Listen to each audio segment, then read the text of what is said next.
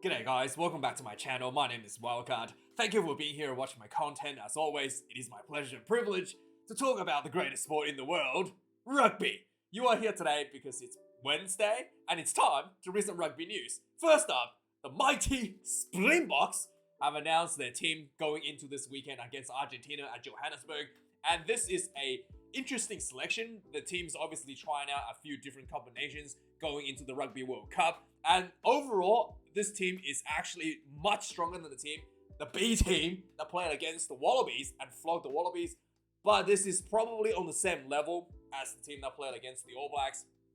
And yeah, some interesting changes, some interesting combinations has been tried out. Obviously, Argentina, after beating Australia last week in Sydney, the Springboks can't really take this game lightly. This is this Argentina team has really grown since the loss against the All Blacks, and they're looking quite threatening, especially the fact that they were able to win away against Australia. So despite being at home, the Springboks have really put this game on notice and put out a lot of the big starting selections that was expecting of a big test match. So yeah, let's go through the list and see who's in, who's out. So we'll start with the loose head position. We've got Stephen Kitov coming in at number 1 at loose head position. Malcolm Marx gets off the bench at the starting position at number 2. Franz Malherbe retains the tight head prop position at number 3. Eben Nesbitt, despite having some family issues, I guess he's had a week off, obviously last week, is back as the captain at number 4 jersey. As always, Marvin Orie comes in at number 5, someone who played against Australia, who didn't play in New Zealand, comes in number 5 for the Springboks. Marco van Staden gets recalled for the Springboks team in the blindside flanker position. Pieter-Sepp du Toit gets Marco van Staden gets the open side flanker position in number 6 jersey. The Springboks play 6 as open side. At number 7, Pieter-Sepp du Toit. Pieter-Sepp du Toit. Apparently you don't pronounce the T. Okay. Pieter-Sepp du Toit gets the number 7 jersey as an extra line-out jumping option and an extra lock, something the Springboks always likes to do. At number 8 jersey, Dwayne the Rock Vermeulen. Oh, actually, he's the captain. Vermeulen is the captain over Eben Nesbitt. I apologize. And he gets the number 8 jersey for the Springboks at, 38 now, is he? 38, 39, maybe 40. Close enough, around there somewhere. A good news for Grant Williams gets the first start in the number 9 jersey for the Springboks. He had a couple games in this season so far off the bench, which is okay. Some big tests against the All Blacks, some big test experience against Wallabies. So yeah, getting a start is pretty good for him. And again, it's something that I think the Springboks just wants to try out the combinations with him. With number 10, with obviously Manny Lebok comes in place for Damien Willemse.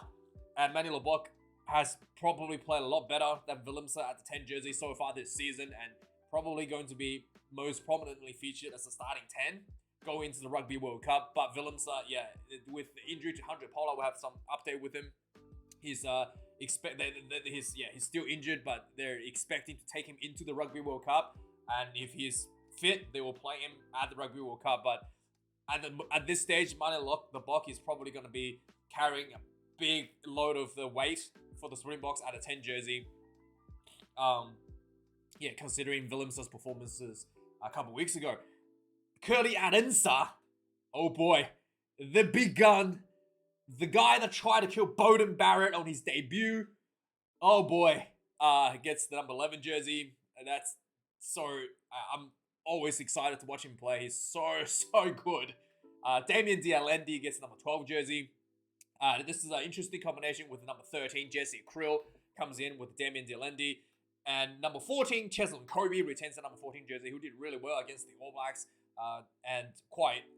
He scored, I saw him fly against the All Blacks. Didn't know that was possible with a human being, but he did.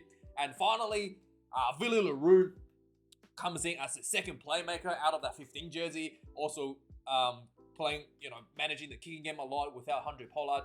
And quite an important player for the Springboks nowadays out of that 15 jersey. One of the best players in the Springbok lineup. And the replacements, we've got Bongi Mbonambi comes in at the replacement hooker position. Trevor Nyakani finally gets a return. The big man finally gets a return at the loose head prop position.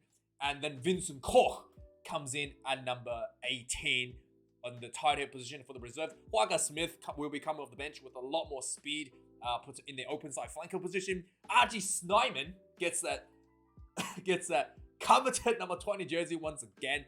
I mean, every time he comes off the bench, just brings so much power for the Springboks team.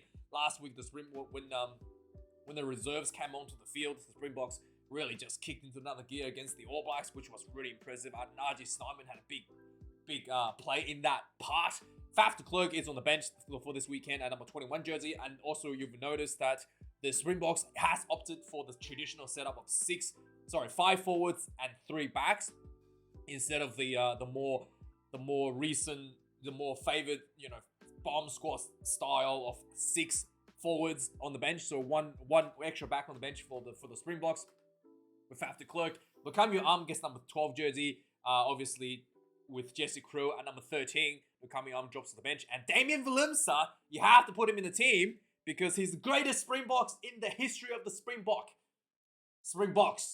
The greatest Springbok in the history of the Springboks. Yes, that sounds about right. And he gets to the bench position because obviously Willemse covers every position in the back line.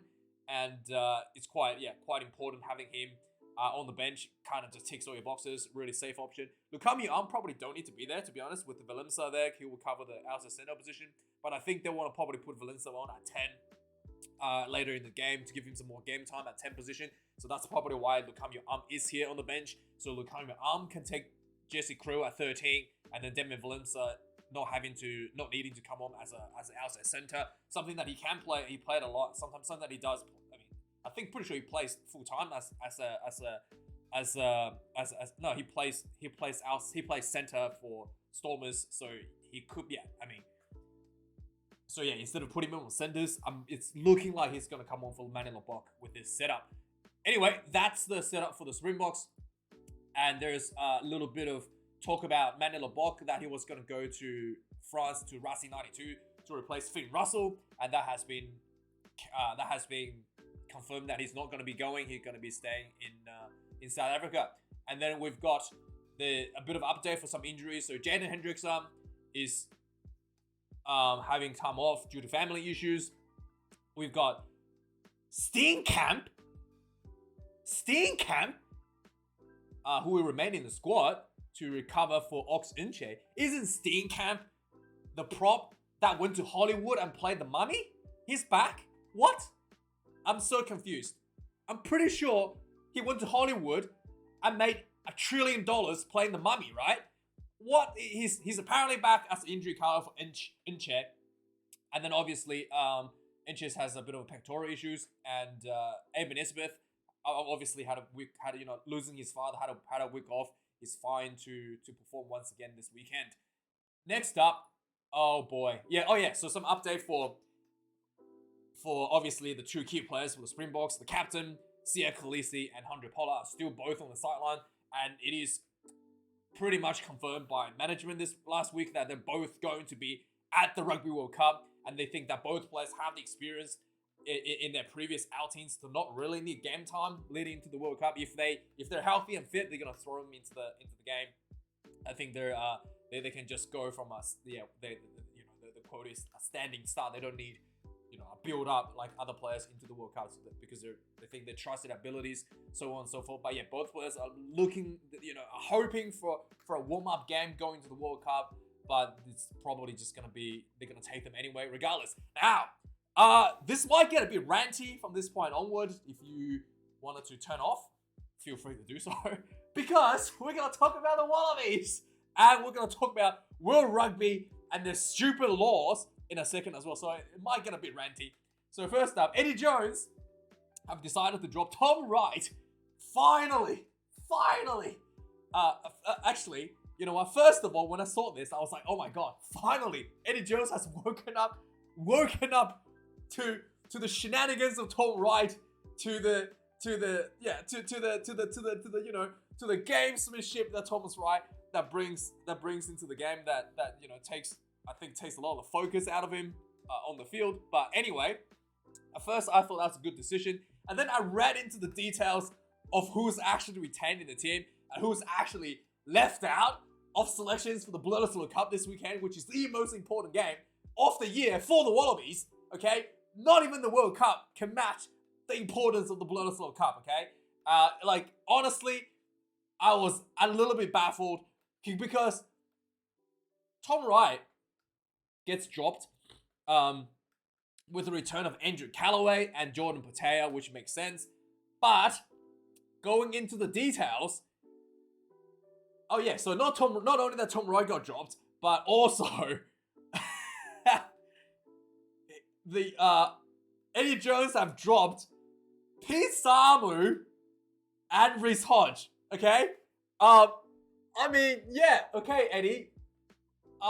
Pete Samu has been consistently the big impact player for, like, does Eddie Jones not watch any of these players play from last year? Did he just like watch Super Rugby, like the first round of Super Rugby, and then watch the last round of Super Rugby, and then just decided his selections on that? I'm pretty sure that's what Eddie Jones did, right? He didn't watch any rugby from the Wallabies in the past, like last year, right?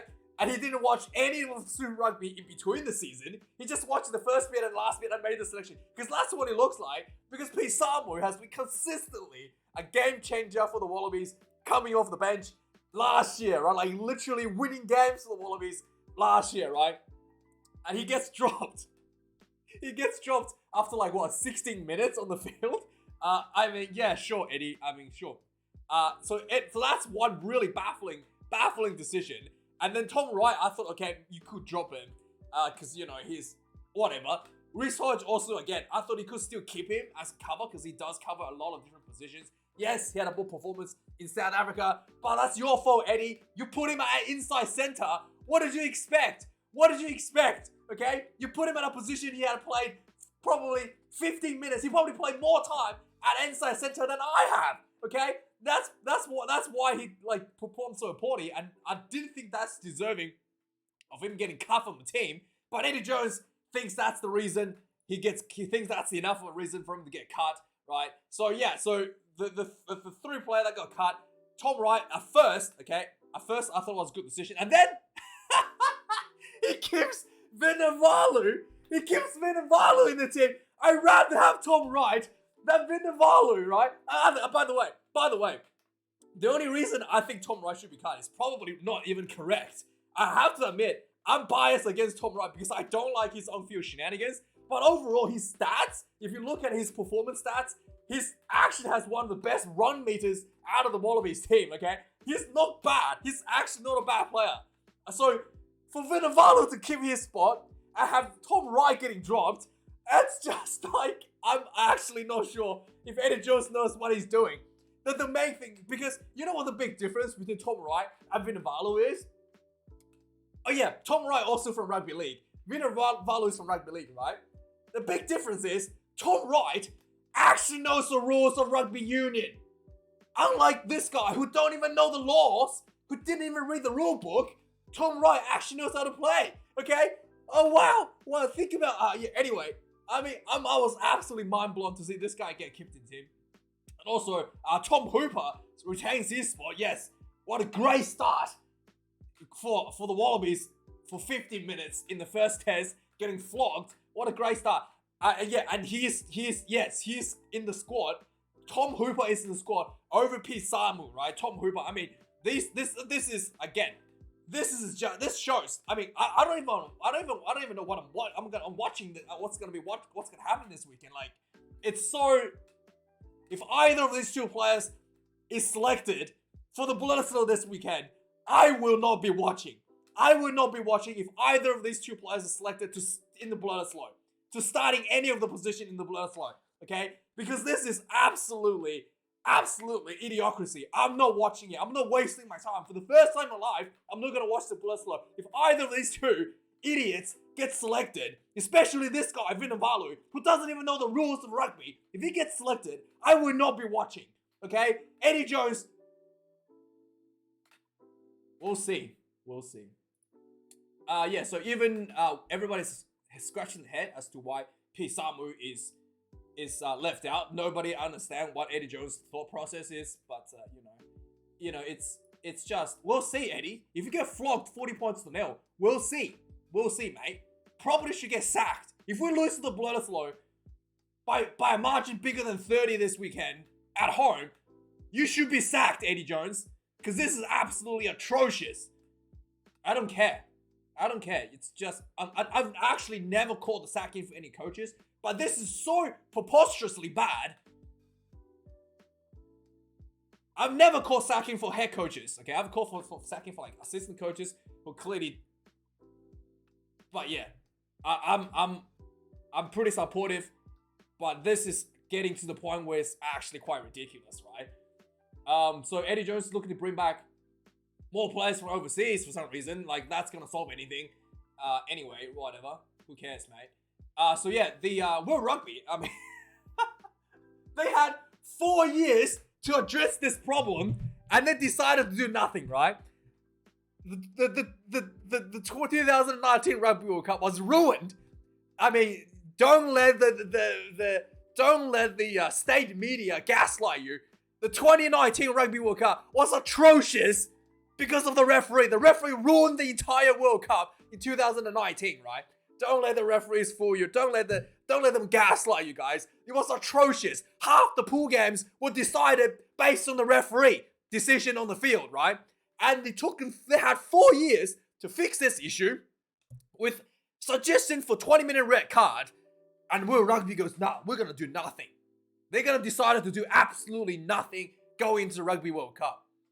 Yeah. You know what's really stupid? They say stupid things like you have prominent referees like Nigel Owens, right? Who's like, oh, we don't want to, all respect to Nigel Owens, he's saying like, oh, we shouldn't change the game, like the law, it's a red card should be a red card, but you actually have changed the laws because an accidental head collision has never been a red card before until recently. You change the interpretation of the law means you have changed the law. So to hold on to the integrity of the red card as it has always been, that's actually not true. You actually changed the law when you interpret it differently because accidental head collisions in the past was never a red card. So yeah, by not changing the law, you actually have changed the law, and that's how stupid the World Rugby is. And so yeah, I can't wait for France to lose the Rugby World Cup, because that's what it's going to take, right? For France to get a red card in the quarterfinal, maybe in the semi-final, maybe in the final. For France to lose the Rugby World Cup in the final because of a red card, Antonio Uni, whatever his name is, Uni Antonio, the tight head prop, gets a red card because he's like, 6'5", right? He gets an accidental head collision. Gone. See you later, Rugby World Cup. That's what it's going to take for them to finally bring the red card. Mark my words. Okay? So stupid. So yeah, anyway, and also they talk about the draw, the Rugby World Cup draw. They're going to fix that. Okay, whatever. Like, it's just luck of the draw. I guess you could balance out better. I didn't have an issue other than the people that get stuck in the pool of death. For me, I didn't really have an issue. If the Wallabies are doing great and England were doing great, then you will be saying, oh my God, those two pool, and if Argentina, England, Japan were doing great, you might say, oh my God, that's the pool of death, right? Like, it is what it is. People just crying because different teams have peaked at different times, and suddenly you have teams that stuck in the same pool together. I mean, if Scotland wasn't so horrendous in the World Cup last year, who knows? That would be an easy pool for everybody in Pool B, right? Which is Scotland, South Africa, Ireland, Tonga, and then I think Georgia or something. But yeah, anyway, so they are going to try out the bunker, which is to reduce time. So if the bunker basically is something that they're trying out in rugby, Super Rugby at the moment. If 2 replay has been shown, this is actually more specific than Super Rugby. If 2 replay has been shown and it's not clear and obvious that it's going to be a red card, they go to the bunker, which means they'll issue a yellow card. And then the TMO will look at the footage upstairs within 8 minutes before the expiration of the yellow card to decide whether or not it's going to be a red card. So that's going to be trialed for for upcoming features. But yeah, I mean, the 20-minute red card is a no-brainer. Like this is just like nobody had an issue. Nobody had an issue with the referee taking their time figuring out whether it's a yellow card or red card or not. It's the fact that the red card is if you just change the red card to 20 minutes, you don't even need this, right? You just give a red card and it doesn't matter. 20 minutes later, you play on, right? It's a slight inconvenience. But anyway, World Rugby. I don't know how people have a job. Like, honestly, every day I look at people work at, these organizations like World Rugby and Rugby Australia. I don't know how these guys have jobs, man. Like, just unbelievable. Unbelievably idiot. Like, do they even... 4 years, you didn't do anything with regards to the red card issues for 4 years. What? You just took on paychecks for 4 years and did nothing? And you pay these lawyers to do nothing for 4 years? Just mind-blowing. Yeah, I know. Mind-blowing. Actually, suddenly makes sense. Actually, it makes perfect sense, right? If you're a lawyer and you're under retainer, right, by World Rugby, if you have come out and written something that makes sense and cohesive and solve the red card problem, you will be out of a job. So it's your interest to never solve the problem and just continually having to readjust the little details on the rule books so you have a job, right? Makes perfect sense, actually. It makes perfect sense. Oh my god. Oh my god. Oh my god. Oh my god. Anyway, moving on. The Fijian Peceli Yato has quit the Flying Fijians last week after playing against Tonga. There's no specific reasons officially given why he had quit, but there were some talks there's some speculations that it could be pressure from his club, and also it could be pressure from apparently there was some saying that he was not really getting along with some of the assistant trainers, but yeah, there's obviously some issues going on here. We're not sure exactly what, but yeah, he has quit Fijian rugby. So yeah, obviously, yeah, here's another example of the red card. So Japan played Samoa on the weekend, Pacific Nations Cup, and they lost by 2 points to Samoa. And the referee in this game was absolutely horrendous. The TMO was just running the game. Was like there was penalties that went back 6 phases that the TMO picked up and reverted the game back. I thought they're not allowed to do that anymore, but they did that in this game. Obviously, there was a red card to Lynch, and then there was at the end of the game, the referee. I'm pretty sure the referee is Renaud, is Matthew Renaud, but the TMO was just running the game essentially. It wasn't Renaud, but Damon Murphy. Anyway, but the game, it was like the game. There was in the end of the game, there was a bit of a neck roll, and again, the referee gets called by the TMO. There's a neck roll, and then stops the game. It was really, really, really poorly referee. Like, the TMO should not have so much say in this game. But anyway, this is a full red card against Japan. The Flying Fijians beat Tonga on the weekend. I saw this was a very exciting battle of the islands. And this was a great game. Both teams show a lot of massive improvements from what they used to be, and especially the Fijians looked really, really good. The second half was played like a tier 1 test level. Both teams were defending really well, and really, really interesting to see the Rugby World Cup. So going to the All Black news now, the Sam Whitelock has been given an injury update. He still has a bit of Achilles injury issues. He will be available for selections this weekend against the Wallabies, but he was already ready to play last 2 weeks ago against against the Springboks, but they decided to give him some more time to rest. So he should be okay to play for Sam Whitelock. The All Blacks have released some of the players that's unused back to play in the local provisions. Obviously, Anton Leonard-Brown has been suspended. Luke Jacobson and Finau, Sammy Penny Finau has been sent back to play in club rugby.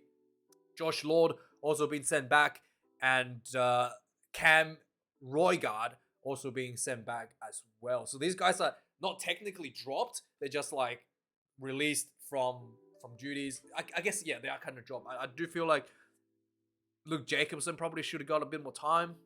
He didn't get any game time for the All Blacks, but it is what it is. So England rugby, just a quick note that Joe Thokanasiga is looking really fit and really scary, and I'm concerned because he is quite devastating when he was in form and finally reaching his peak. So we're going to Wales. Gareth Anscombe has decided to move to Japan after obviously the Welsh Rugby Union running out of money and the leaving players not knowing whether they're going to get paid or not. So Gareth Anscombe has decided to leave that pile of dump behind him and move to the Suntory Sun Goliath in Japan. And apparently Eddie Jones had a bit of a talk to him about it, which swayed his decision. Finally, there's more people being called into France to play in France, to fill in for the local teams in France. Toulouse has picked up Owen Franks. Owen Franks has not left for France. He's just temporarily in France to fill in for the local teams during the Rugby World Cup to earn a bit of a quickie cash. So that's the news, guys. Let me know your thoughts, and thank you for watching. Like, comment, and subscribe, and I'll see you guys for the previews for the Bledisloe Cup. Cheers.